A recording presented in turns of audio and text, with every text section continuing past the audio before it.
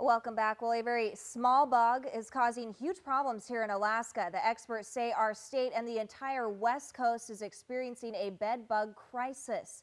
CBS 11's Grace Jang has the story.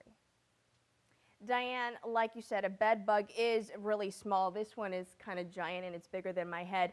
But a typical one is no bigger than the tip of this pencil. But experts say it takes just one to cause a major problem.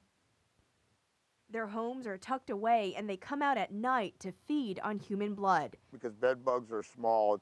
But the tiny bug's impact is being felt all over the state. If it's a public accommodation, we'll investigate it and direct the operators to contact a pest control agency and take care of the problem. Mike Gentry is with the state's Department of Environmental Conservation. He says his office has gotten at least half a dozen calls about bed bugs in the last 4 months. 10 years ago, probably wouldn't see maybe 2 or 3 a year.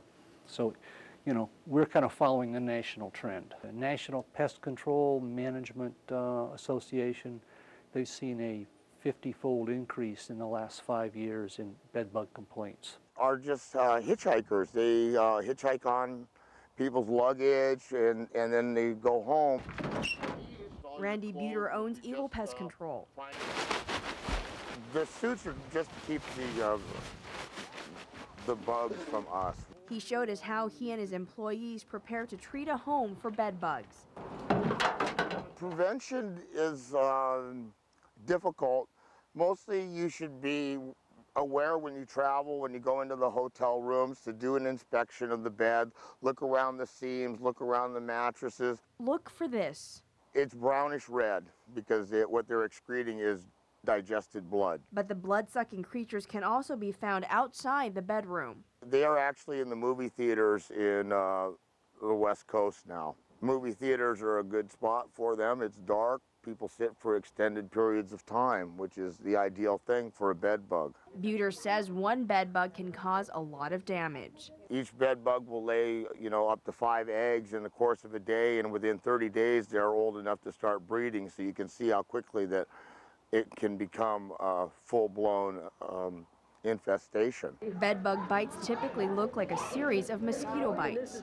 The good news is they are not known to carry infectious diseases.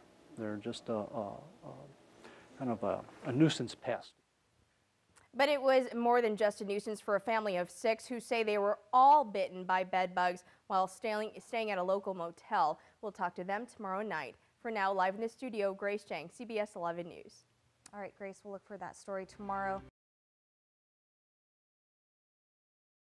Last night, we told you that Alaska is experiencing a bed bug crisis. Tonight, CBS 11's Grace Jang introduces us to an Anchorage family that says they've been infected. This story is about the Edwards family, a family of 6 who is planning to move from Anchorage to Homer. They stayed in a downtown motel in Anchorage so that the kids could finish out the school year. This is Octavian.